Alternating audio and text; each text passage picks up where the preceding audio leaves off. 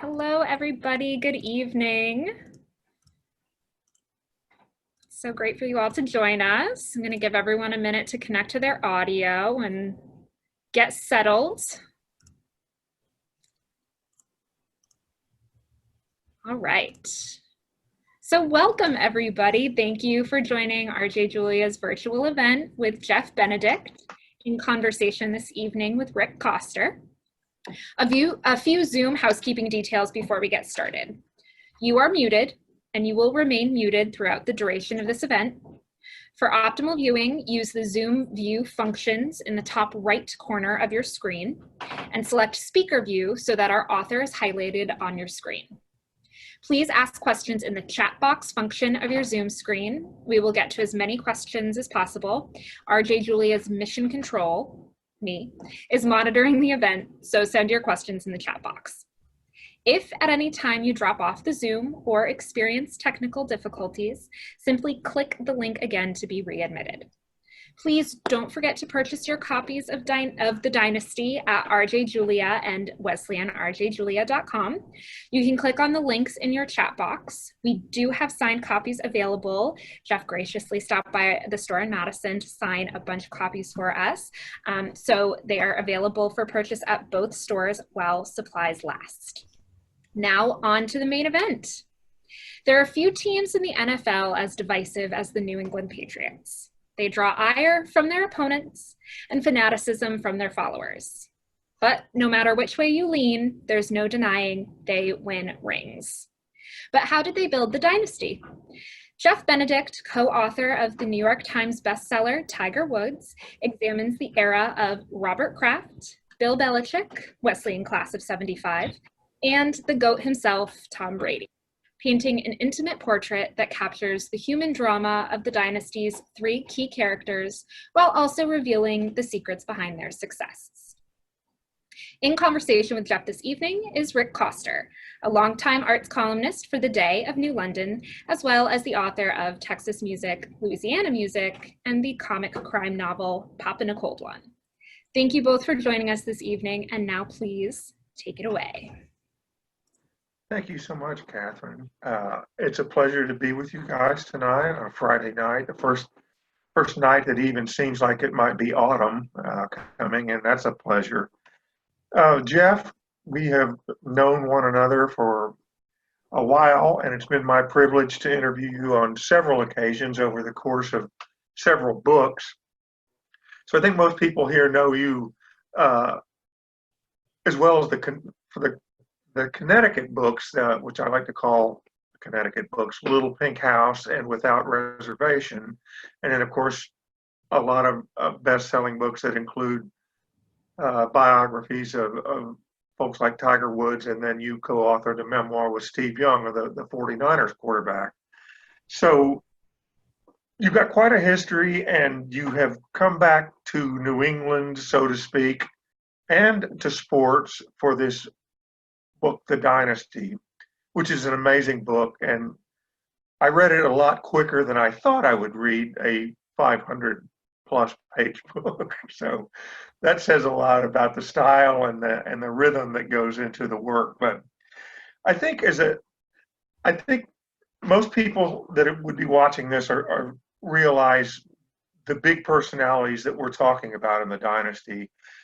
And I wanted to ask you a question, a writerly question, about the psychology you would undertake when you're going to write a book about someone like Tiger Woods, when you know going into the project the odds are astronomical that you will not get to interview the source that you're writing about, as opposed to the Dynasty, where you have to interview extensively not just Tom Brady and Bill Belichick, but also Robert Kraft, who are three of the biggest sports and sports business figures in the world, and who are not known for, if you've ever watched a Patriots press conference, for giving a whole lot of in-depth answers, we'll put it that way. But so you knew you had to have those going in, as opposed to going into Tiger Woods knowing you wouldn't have access. What's that like as psychologically as a writer going into that? Well, first of all, let me just say, Rick, thanks for joining me tonight and doing this with me. I've always thoroughly enjoyed the interviews that we've done for the newspaper, which have been some of the ones I've enjoyed the most. And I also want to thank RJ Julia, the Three Stores, for hosting tonight, and for all of those of you who are at home watching wherever you are, whether it's in New York or here in Connecticut. I wish we were in person, but this is the best we can do. And Rick and I are going to try to make this as personal as we can, so it's as close to feeling like we're in the same room as we can. To your question, Rick, which is a really good one, we did, of course, when I wrote the Tiger Woods biography a few years back, that was my previous book, which I worked on with my partner on that one, Armin Katayan. We were pretty certain when we started that project that Tiger wouldn't participate. I wouldn't say he didn't cooperate, because he in fact did cooperate in certain ways, like giving us access to his doctor, and we couldn't have interviewed his doctor without Tiger consenting to that. So it wasn't that he didn't cooperate at all, it's just that he didn't agree to be interviewed. In this case with the Patriots, this was not, for me, going to be an unauthorized biography about a person. I wanted it to be a biography about an organization, about an entire team. And I really was interested in two central questions. How was this dynasty built? And then how is it sustained for so long? And I thought the best way to go about it would be to approach the owner of the team, the one who I think the least is known about in terms of his contribution to the dynasty. I think everybody knows what Brady's contribution has been, and Belichick's, because it's so visible. Tom's always got the ball in his hand, and Bill's always got the headset on, and they're always on TV. The owner, you don't really see what an owner does. He's not on TV. He's not on the field. He doesn't have a ball or a headset. But as Teddy Bruschi, the former Patriots linebacker, I think put so well, is that particularly in the National Football League, the role of an owner is absolutely critical to determining whether an NFL franchise is going to be successful or not. And it's so underestimated. So I went to Kraft first before I went to anyone else, before I talked to anyone else, and introduced myself. I did that through a letter. I wrote him a letter and sent it to him. Introduced myself as a complete stranger, and I, told him a little bit about my background. And perhaps more importantly, I laid out in writing what I wanted to do, the book that I wanted to write. And eventually I got a letter back from him, which I think I've told you this, Rick, really surprised me. I didn't expect him to write me back. I got a letter in the mailbox here in Connecticut from the owner of the Patriots. And that said something to me right away, which is that it signaled to me that there was something different about him. And anyways, that was the start of a correspondence. And I eventually, he and I met, and we started having meetings and conversations and building a rapport. And I made it clear to him that I wanted him to be a central figure, a vehicle for me to tell a big part of the story, because the truth is he was busy building and constructing this thing before Brady and Belichick even arrived in Foxborough.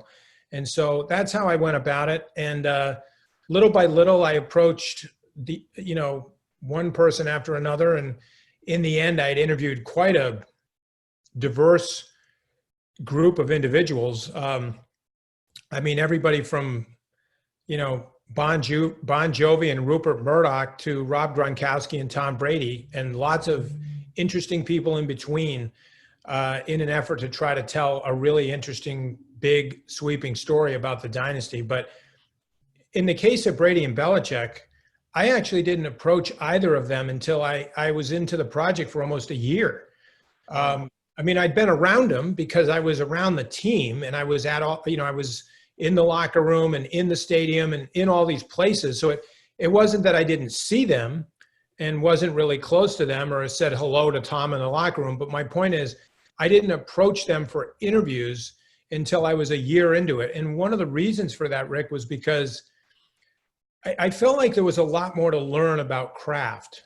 And so I started with him right away. And then when I got to Brady and Belichick, I didn't want to waste their time with asking them questions that were kind of silly. And so in the beginning, I didn't know what to ask them because I didn't know what I didn't know yet. And so as I got deeper into the project, that's when I started to compile questions for both men. And I built them and built them and built them. And then eventually I felt like now I had enough that I didn't know and that I wanted to ask them. And it's also, I think, important, Rick, for when you approach someone like Belichick or Brady or even Kraft, I think the kind of questions you ask is an immediate signal to them about your seriousness and about how serious are you about your job. And so if you have frivolous questions or questions they've answered 50 times before, you're done before you start. You know, you have to have questions that maybe they've never been asked before, questions that require them to be thoughtful, questions that are different than 3rd and 10. And so that's what I was trying to build that first year is what are meaningful things that I can ask them that would be perhaps even interesting to them and not to mention to a reader. And so that's why I waited that long to go to the two of them. Yeah, and that betokens that you have a lot of experience in this business, I would think. I think if it had been me, I would have said, well, I immediately have to get to Tom and the coach before this gets away from me. So that's an amazing perspective, and clearly it worked out for you.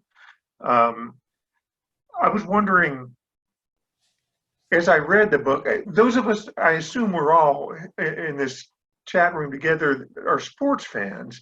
And it's so easy to mythologically, I don't even know if that's a word, Jeff. These people are heroes to us and bigger than life, whether they're on the bad side or the good side of our affiliation with teams. But I think what I learned that surprised me the most reading the book was, you did focus on craft. This was an equilateral triangle of how this all, it couldn't have happened without all three of them. But right. There is a chemistry, and I think as the dynasty started and we watched the news and the commentators and read and stuff, we had this image that these are like the three best pals in a clubhouse, overseeing this magical run. These are human beings and adults in one of the most high pressure, highly visible professions in the world. It's a pretty fragile thing. What did you learn about those interactive chemistries that maybe you didn't know about going in, and how fragile, in fact, was it? Well, I think it's interesting how, for most people, myself included, and probably everybody who's tuned in tonight and participating in this conversation, we're not used to going to work every day and having our jobs filmed. So everything we do is on film. And while it's happening, while we're working, it is being broadcast live to millions of other people to watch and scrutinize and criticize how we do our jobs. That's what's unique about professional athletics, and particularly a sport like football, which is the most watched sport in America. And so a guy like Brady or a person like Belichick, every single thing they do is subject to being debated all week long on sports talk radio and being critiqued by the New York Times and Sports Illustrated and ESPN. You have to have reptile-like skin to really exist and function in that world, at least if you're going to thrive. I mean, if you're not suited to the kind of criticism that these guys take, you just won't last that long. And I think Brady and Belichick and Kraft, all three of them, have a real tough exterior that's enabled them to withstand the scrutiny that this organization has been under a brighter, bigger spotlight than any other team in the last 20 years in the United States. Bigger than the Yankees, bigger than the Lakers, bigger than the Golden State Warriors. They're just not another team that compares with the stage that these guys have been on. And that's just because they've won so much. And the more they win, the more they're disliked. And so I think with the relationships, they're different, meaning Kraft's relationship with Brady is very familial. Brady is considered Robert's fifth son. And Robert's sons, starting with his oldest son, Jonathan, who's the president of the team, they really do look at Tom like a brother. It's that kind of relationship. That becomes really important as the dynasty wears on in years and starts to put mileage on the tread. The relationship between Kraft and Belichick is different, and they're two very different men. They're from different generations. They have different leadership styles, and on a personal level, they're very different. Robert is sentimental. He's emotional. He's not afraid to express love with the four-letter word, L-O-V-E. He kisses his players on the cheeks. He knows the names of your children. He remembers their birthdays. He's that kind of person. That's not who Bill is. Bill has a very different kind of personality. But what Robert sees in Bill is that, and he saw this when no one else saw it, is that he seems to have been put on earth to do one thing. And when you find someone who's like that, whether he's a painter or she's a singer, but when you find someone who seems like they were put on earth to do one thing, we usually call that person a genius in whatever field they're in. And Robert saw Bill that way back before he was the head coach of the Patriots. And when everybody else thought this guy would never amount to anything as a head coach in the NFL, he was drawn to him. And he gave him a lot of latitude. He gave him way more latitude than he gave Bill Parcells when Parcells was the coach. And that was a relationship with a lot of friction in it. And so there's been this great professional relationship between the owner and the coach, and a familial relationship between the owner and the quarterback. The owner-quarterback relationship has been critical to keeping the quarterback and the coach married for so long. The marriage of Belichick and Brady has outlasted the marriage of Joe Montana and Bill Walsh, the marriage of Terry Bradshaw and Chuck Noll, the marriage of Troy Aikman and Jimmy Johnson. I mean, it's outlasted all of those. And that is almost exclusively due to the owner and his role. I have a chapter toward the end of the book called Shuttle Diplomacy, and it's all about that. And so it was really important to me to delve into that relationship and go really, really deep with the three of them on the relationship parts, because to me, the on the field part is, there's no news there. We've all watched the magic on the field. We know about that. But what we don't know is what it takes to get them on the field every year to produce this year after year. In that context, Jeff, I think it's fascinating, and it might have been a little bit like the literary equivalent of whitewater rafting, because had you started this project, you know, when they had won 2 Super Bowls in a row, or 3 in 4 years, I believe it was, as it turned out, you've been writing or working on this the last 2.5 or 3 years, I believe. And so as you had access to these 3 men and other principal players and folks in the organization, some of this was starting to unravel, and some of this was starting to get to be pretty tense. And you're in the room with Tom Brady or Bill Belichick or Coach Kraft in real time. Was it difficult to negotiate that or work around stuff that we all were wondering about? And could you sense or infer from those people and their behavior that we got this guy in the room with us that's writing about this? Does that make sense? It does. I'll tell you a funny story as I answer that question. But one of the most important things that I was able to do over the last couple of years had nothing to do with interviews. It was all about observation.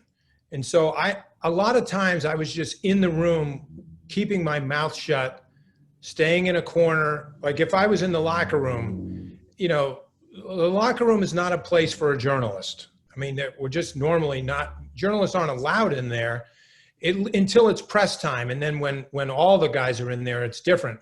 But that's not when I was in there. I was never in the locker room when other reporters were in there. I was only in the locker room when no one else was in there but the team and the coach and the owner. And whenever I was in there in those scenarios, I never opened my mouth. I never approached anybody. I never asked a question. I tried to remain invisible, and I just watched things. And some of the best scenes in chapter 1 and in chapter 44 were things that I saw in real time. A perfect example of that, Rick, would be there's a scene in chapter 44. So this is the last chapter, and it's from the 2018 season when they're going to go to the Super Bowl and beat the Rams. Early in that season, the Patriots hosted the Dolphins, the team they're going to play this weekend. And it was a big game for them. It was a kind of a must-win. And Mike Pompeo came to the game as a special guest of Robert Kraft and was in the owner's box for the game, which is where I was for the game. Similarly, if I'm in the owner's box watching the game, I'm not opening my mouth. I'm observing, and I'm not watching the game that much. I'm watching what's going on in the owner's suite. And anyways, when the game was winding down and New England was way ahead, it was clear the game was over. Kraft invited Secretary Pompeo to go down to the locker room with him, and he was, going to have him down there so that when the team came in after the game, he'd be down there. And I just followed them. I didn't say anything. I got on the elevator with them in the suite, and I went down to the ground floor and followed them into the locker room. When they walked into the locker room, of course, there was no one in there yet because the game was still going on. It was like, a minute left or something. And Kraft was just showing Pompeo around the room. Of course, he saw Brady's locker and all this stuff. And then suddenly the double doors that lead to the training room came flying open, and Rob Gronkowski walked through the doors. And, Kraft didn't know Gronkowski was in the training room, and Gronkowski didn't know the owner was in the locker room. So when he came through the doors, first of all, he almost knocked me over because that's kind of where I was hiding, was in that little cutout. But Gronkowski came in. I don't know if he recognized Pompeo or not, but Pompeo certainly recognized him. And Kraft introduced the two of them. And then a conversation ensued where, because Gronkowski had this huge ice pack taped around the bottom of one of his legs, and you could see blood through the ice pack. Like he had an injury. And Kraft was asking him about it, and Gronkowski was telling him what happened. And then there's this great exchange where basically Kraft says, we really need you next week. We're playing the Colts. We got to kill those guys. They're the ones who started Deflategate. And, Gronkowski's like, yeah, I'll be ready. Don't worry. It's all this stuff going on.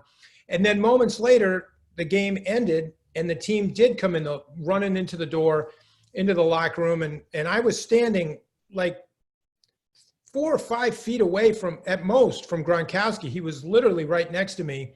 And Belichick came in and went right up to him. So now I'm a couple feet away from Belichick, and Belichick starts asking him about his injury. And I'm just listening to the dialogue between the coach and the tight end. And then they kneel for the Lord's Prayer, which they do after every game. So Belichick huddles them up in the center of the room, and the players come around. A lot of them kneel down. And as they did, Josh Gordon, who the Patriots had signed, had just played in his first game. And Josh, we know about Josh's history. He's had some substance abuse issues in the past that led to long suspensions. The Patriots took a chance on him. They brought him in. This was his first game. And as they knelt for the Lord's Prayer, Kraft took one of Josh's hands as they knelt down. Pompeo took his other hand. And then Brady stood right behind Gordon. And I have yet to say, I'm not saying anything. I'm just watching all this.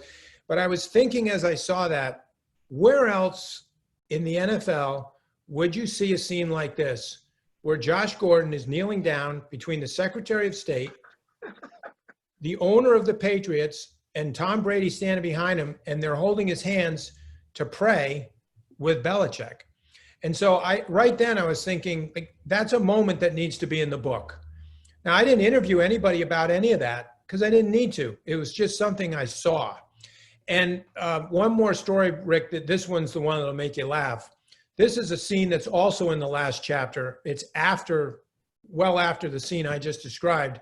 But when the Patriots go to that Super Bowl against the Rams, the Krafts have it's a habit. It's something they do all the time, is whenever they make the playoffs, because they have this long history with CBS, they always have a dinner with the CBS broadcast team before the AFC Championship game. And then if they go to the Super Bowl, they do it again at the Super Bowl.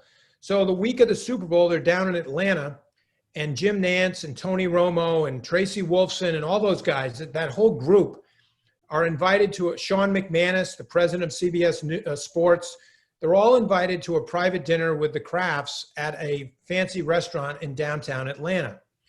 I'm allowed to go. But I was told that usually no one would have to say this to me, but in this case, I was told to really lay low. And so the dinner is in a private room, and there's this big, long, rectangular table. It's like a gigantic conference room table. And I was seated at the very far one end of it. The center of the table is Kraft. He's got Jim Nantz on his right, and he's got another person on his left, and then Sean McManus. And across from Kraft is his son, Jonathan Kraft, who's sitting next to Tony Romo and Tracy Wolfson, and then everybody else. The dinner's gone on for a while, and somewhere along the way, Jim Nantz brings up the Masters golf tournament, which would be coming up in April. And he starts talking about Tiger Woods. And then he brings up the Tiger Woods biography. And he starts telling everybody in the room how great the book is. And he's saying, I've given this book to everyone in my family. This is one of the best books I've ever read. He's going on and on. And then other people in the room start saying, yeah, I read that book too. Tony Romo starts talking about it. And then Sean McManus. None of them know that I'm in the room, that I'm in there, even though I'm seated at the table. And at some point, Tony Romo says to Sean McManus, he says, what do you think about that Benedict guy as a writer? Oh, wow. And I'm like, you've got to be kidding me. I mean, I was just holding my breath, because if he says if he says anything that's not great, it's going to be highly embarrassing for him and me. And so McManus says, and the interesting thing is, Rick, I have interviewed McManus at this point for the book. So I've already interviewed Sean for the Dynasty, and he doesn't know I'm 2 seats down from him, literally. And so he says, I think Jeff's a real good writer. And he starts talking about the book, and I kind of do a big sigh of relief. And when he finishes, Robert Kraft looks at him and goes, it's a good thing you said it like that, because Jeff is here tonight. And Sean goes, what? And everybody's looking at him, and Kraft looks at me and winks, and then I waved, and everyone in the room was dying, because they're all talking about me, not knowing I was there. But that's the kind of thing that was going on in the book, because a lot of the reporting that I was doing in those 2 years was literally just observing things. And that dinner actually becomes a scene in the book. I'm not in the scene. I would never put myself in a book like that.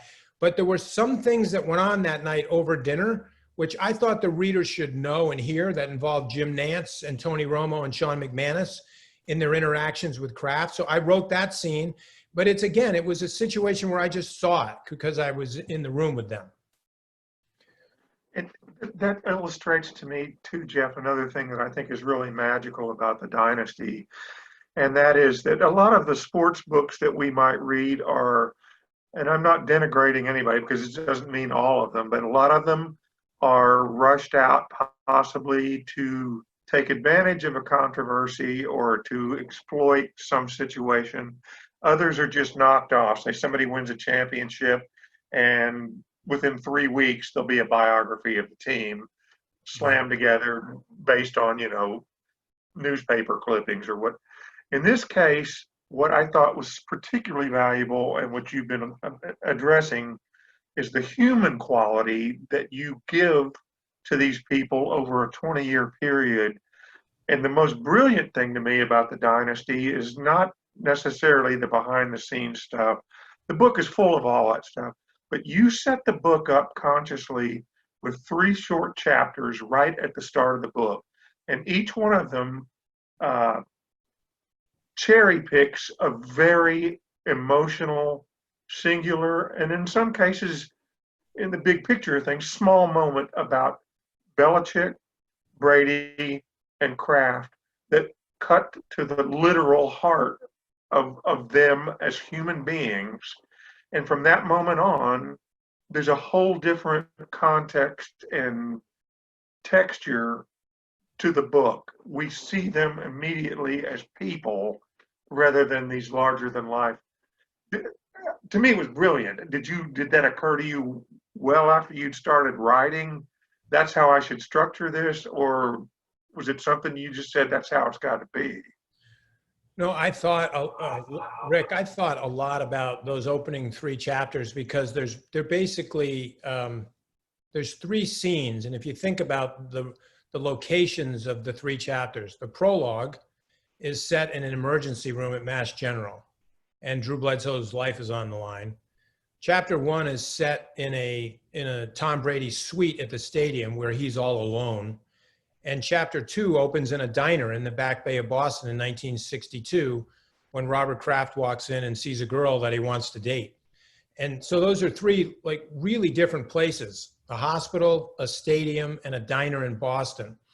And it gave me a way, I thought, to, I wanted to signal to the reader, actually not signal, just hit the reader really hard in the heart right away that this is going to be a really personal story. That opening scene in the hospital where, to me, like the quintessential moments in that sort of that period are, 1, when the surgeon is making the incision in Drew's chest. 2, when Tom Brady walks into the waiting room and finds Drew Bledsoe's wife in tears and puts his arms around her. And then 3, when Bledsoe wakes up from surgery and his wife is caressing his hand. Those are moments that, like, I think everybody has been in a hospital at some point where a family member or a friend or a child in the family is in trouble. And you know how we get when someone we love's life is on the line. It's, nothing else matters anymore. And that's what I love about that moment. Like Bill Belichick, who's seen every injury there is in the NFL, except this one. He hasn't seen this one.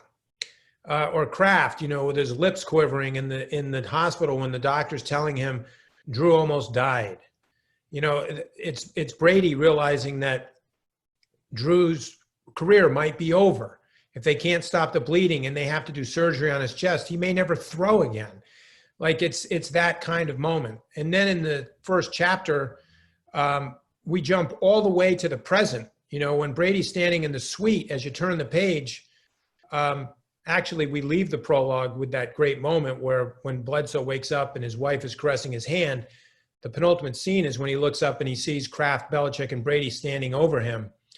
And he's almost confused about why they're there. And I think we're looking, he doesn't know it, but he's looking at the future of the dynasty.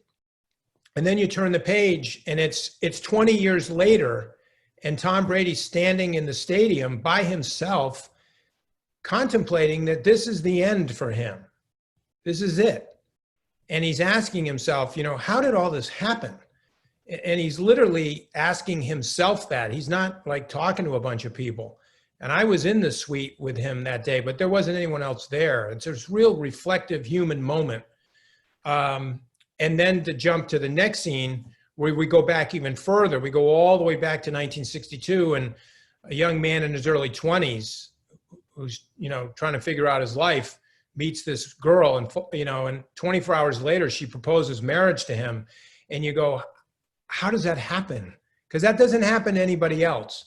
but that's foreshadowing to Kraft's life, because almost everything that happens to him in this story doesn't happen to anybody else. And so I thought a lot about the structure because it was a way to just set up the characters. And of course, Belichick is a big part of that first chapter. And so it gets all three main characters in there in a very personal way.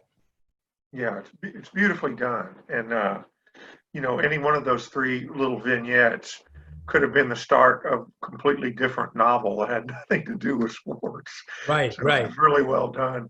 Now, And Catherine, I love, Rick, I love Moon River. I love Yeah. that song. It's one of my favorite songs. And the fact that I could work some music into that chapter called Bobby to give the reader the feeling that they're back in the 60s and Katharine Hepburn, and that all this stuff is going on, and Breakfast at Tiffany's is the #1 movie in America, and that song is on the radio. It feels like you're in the car. You can hear the crackling of the static on the radio, and they're falling in love. And so I like that about it. Yeah.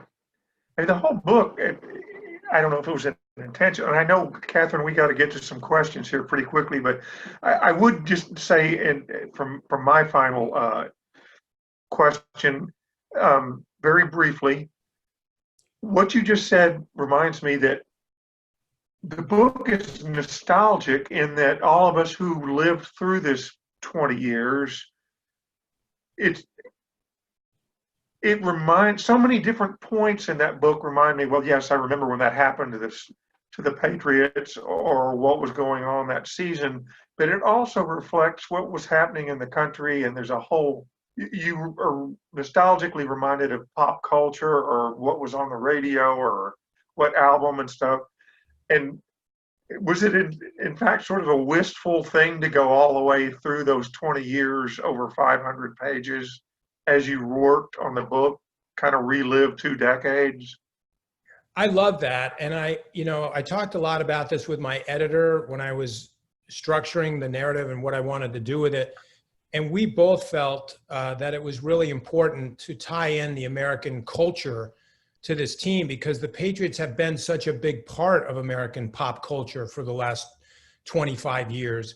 And if you think about what's gone on historically, while this team has emerged, we went through 9/11 as a country. We've been through multiple presidents, Republicans and Democrats. We've been through just so many things that have happened in America over the last 20 years that I thought were important, not to go into in depth, but just to remind you sort of, here's where we are in time and space. While Tom Brady is sort of climbing that ladder that he's on, and the Patriots are getting bigger and bigger, there are other things going on at the same time. The Janet Jackson Super Bowl fiasco. There are all these different things that the Patriots are right in the middle of. And most of the controversies that go on in the first half of the dynasty don't involve them. They just sort of seem to be there when this stuff is happening. But by the second half of the dynasty, they are the center of those controversies. They're in the middle of it. They're the source of it. And so, because by that time, they have become a pillar of American society and culture. Right. And, Saturday Night Live is doing skits based on the Patriots. And so it's sort of the emergence of them. And so, yeah, I thought it was important to do that. And the reason I work film and music and all those things into the narrative is because I think it helps it makes it easier for the reader to really feel like they're reliving it all. Well, yeah, by the time I finished the book, I remember thinking, when this all started, I could still lie and convince myself I was a young man, and now look at me. Not young anymore. So, Catherine, should we get to some questions from the audience here? Yeah, I think that would be great. Do you see them in your chat box, Rick? Actually, let me see here. Here we go. I'm hitting it. Oh yeah, here we go. All right. Let's see. Speaking of old, I'll try to read this small print here. I'm really looking forward to reading the book. Belichick is known as a historian of the game and has great sense of its tradition. Do you think he ever thinks about how this dynasty figures in the history of the game and how the story will be told in the future? That's a good question. I think he would never say that or admit that, but I think he definitely does. I think his legacy matters a lot to him, as it should. I think he cares about the way he's portrayed and looked at. He's the most accomplished coach, certainly in the modern era, but arguably in the history of the 100 years of the NFL. He's also probably the coach that's been the most maligned. He's been more scrutinized and criticized, ridiculed than any other coach too. And so I think how his legacy is shaped and played out matters a lot to him. Fair enough. Do you read sports writing in your free time? And if so, what would you recommend as a must-read sports writing? So at the risk of sounding critical, and I don't mean to be, but to be honest, most sports writing doesn't hold my attention. So I don't read a lot of sports books. I don't find them very interesting. The few that I've read that I think are among the best books I've ever read are Seabiscuit, #1, best sports book I've ever read. I don't really technically consider it a sports book, but it is in that category. I think that's the best one I've ever read. The second best one I've ever read, a book that I've read probably 4 times, is Andre Agassi's autobiography, Open. Was just a phenomenal book on every level. And then third would be Friday Night Lights. Those 3 books to me are sort of for me personally, my 3 favorite. Because that's sort of classic literature in my mind. I think that they're just so well written. The storytelling is exceptional. But most sports books, unfortunately, are like,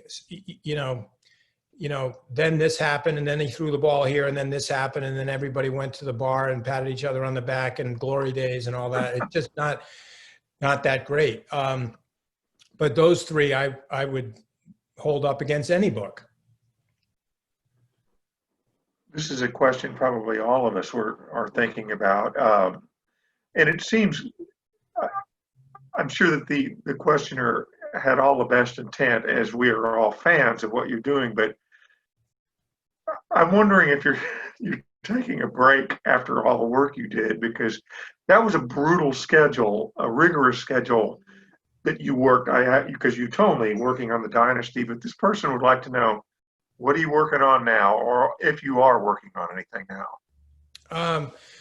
Yeah, I mean, I'm always working on something, because I've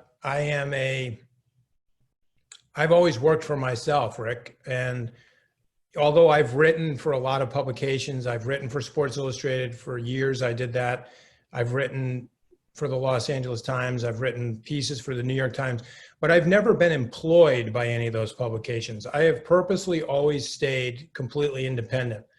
And I consider books my primary, income stream. And so, but in recent years, like in the last 6, 7, 8 years, I've also gotten a lot more involved in developing my books into documentaries, movies, television programming. And so I'm involved right now in probably 4 different television, film, or movie projects that are all based on books that I've written. And all of those projects are in different stages. My Tiger Woods biography will be a 2-part documentary on HBO that'll air this December. So I'm, in terms of like what's next, that's next. That's right around the corner. We're also in development on turning the Tiger Woods biography into a television drama, a series with actors and actresses. and we're in the middle of that. That's at a different stage than the HBO film, which is finished. And then, a couple of other projects that I have that are like this, but I haven't started writing my next book because it is not, being in the cycle that I'm in right now, where this book has just come out, it's not conducive to writing because it's a publicity tour and doing events like this and a lot of media, and it's impossible to write in that kind of environment. And so I always take a period of time off from writing when a book comes out and focus on what we're doing right now, because that's important. It's part of being a writer. And I actually, there's not much I enjoy more than interacting with readers.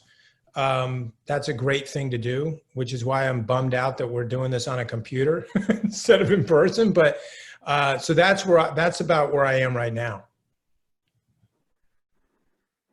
I was wondering if I was going to have to ask this question or if somebody would beat me to it, and they did. So how do you view the Tom Brady transition this season and your thoughts on what led up to it and a prediction for the future?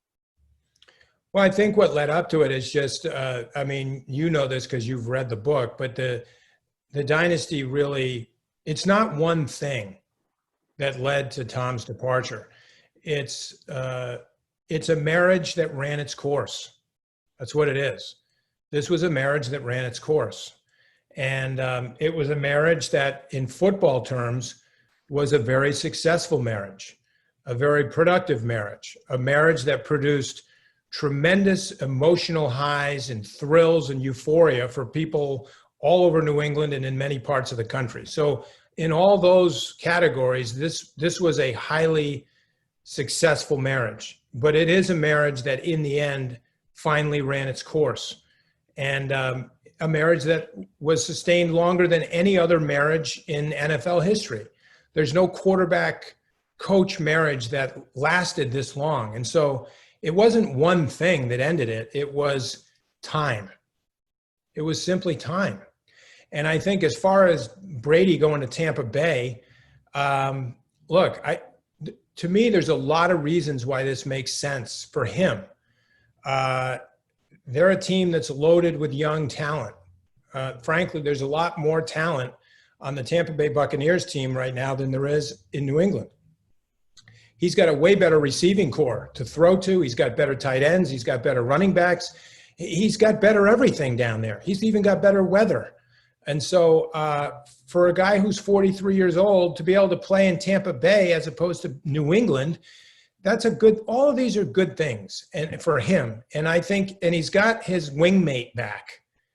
His wingmate has come down there with him. I mean, there's no better wingmate than Rob Gronkowski. I don't care what age he is. I don't care that he's been out for a year. I think the fact that he sat out a year probably is going to make him better because his body is healthier than it's probably been since he came into the league, and he's happy. And I think Tampa Bay fans, and probably secretly a lot of New England Patriot fans, are going to have a thrill this year watching Brady and Gronkowski play. It's just a good thing that they're not playing for like the Jets, the Bills, or the Dolphins. That would be miserable. But at least they're in the NFC, and he's going to be fun to watch. I think he's going to do really well because he's got so much talent around him. I have a question too, Jeff. I don't think I'm cutting anybody out here.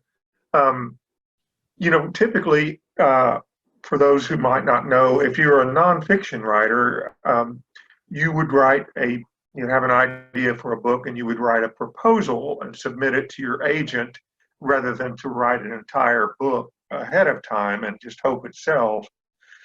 But I think that what comes with success may mean that not only can you just go to your agent at this point, Jeff, particularly after Tiger Woods and the dynasty, and just say, hey, this is what I'm thinking about doing next, but are people reaching out to you now, your agent or maybe your editor and publisher or whatever, saying, hey, we think you could do this? And is that something that sort of, on one hand, it maybe takes some of the pressure off of coming up with something new, but on the other hand, it's like, well, I have this autonomy. I've been doing what I want. If someone's going to say, hey, I'll throw this amount of money if you do this, Is it tempting? Has that happened? I get approached by plenty of people, really interesting ideas and opportunities that come to me, and I look at them. I mean, I look at all of them, and but most of the time, quite honestly, Rick, they're not something that I will take on, because to write a book, unlike an article, and I've written plenty of articles, but books require 2, 3, sometimes 4 years of my life. So right out of the gate, in order for me to say yes, it has to be something that I am passionate enough about to invest 2 or 3 or 4 years of my life in. And secondly, it also has to be something that I think the American public really wants to read about. And a lot of people want to read about it, because I don't want to take an idea to my publisher that isn't a really big idea. They need to be big ideas that are commercially viable for Simon & Schuster. And so it's 2 things. It has to be something that I'm interested enough to invest my life in for a few years. And it has to be a big enough idea that Simon & Schuster sees as commercially viable for them to publish. And so, the Patriots fit that definition. Tiger Woods fits that definition. Those are the kind of ideas that I'm looking for. Those ideas are hard to come by, though. That's the thing. Finding those are hard. There aren't a lot of those out there. And so it's a unique space that I'm in.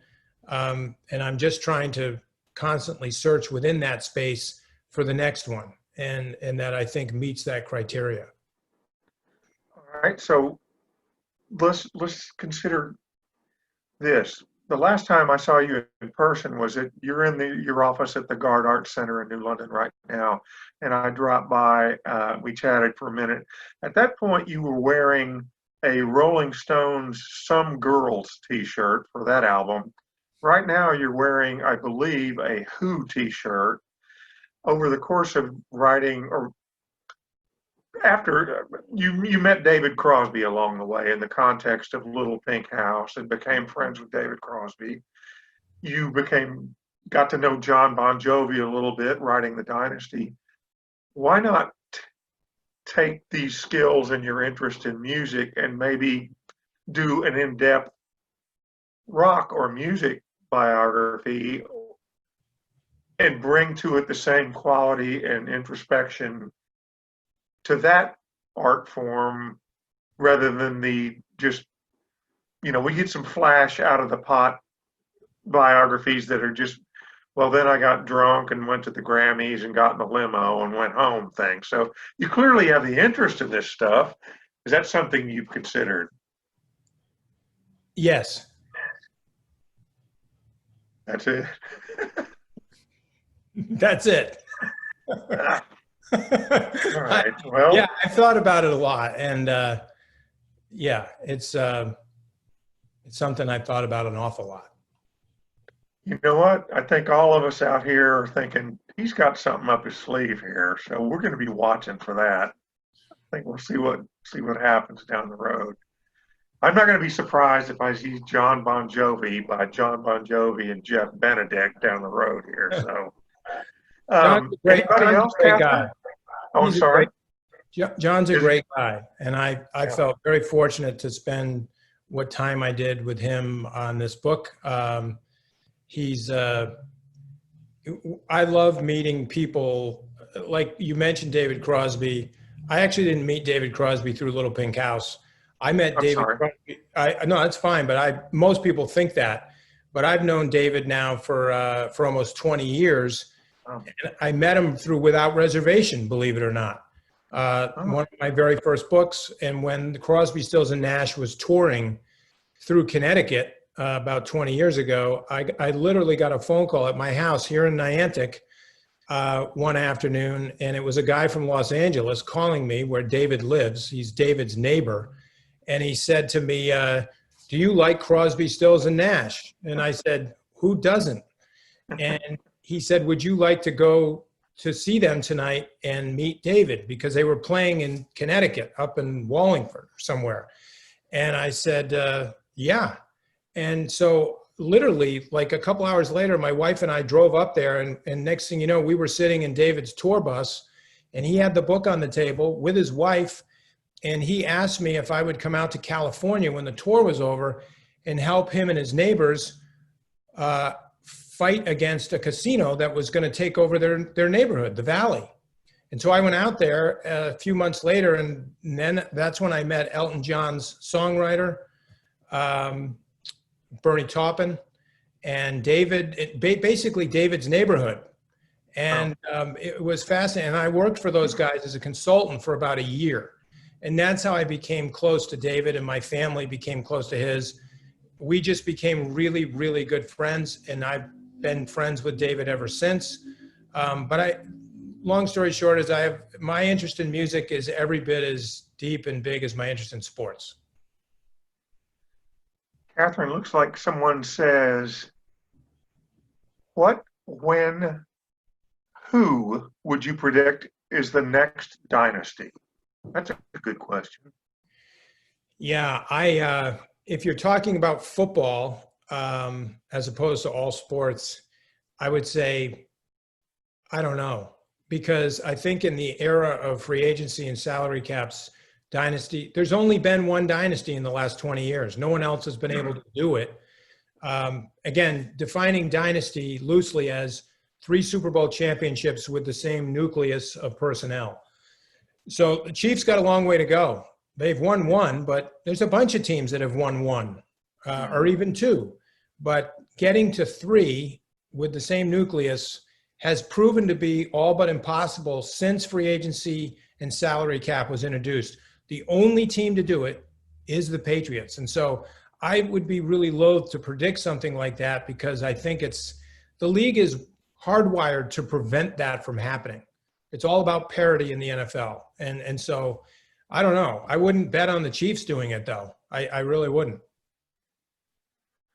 Jeff, and Catherine, thank you guys so much for letting me be part of this. I appreciate it. It's always fun to talk with you, Jeff, and what a tremendous book. I hope all of y'all, if you don't already own it, will get it, and certainly from RJ Julia. There you go. Wait a minute. Here's my copy. Yeah, we invite everyone to have signed copies at my sign. Wesley and RJ Julia. So the links again are in the chat box if you want to purchase it online, or visit us in store to purchase your copies. And thank you, Rick and Jeff, so much for being with us tonight. It's been really, really fun.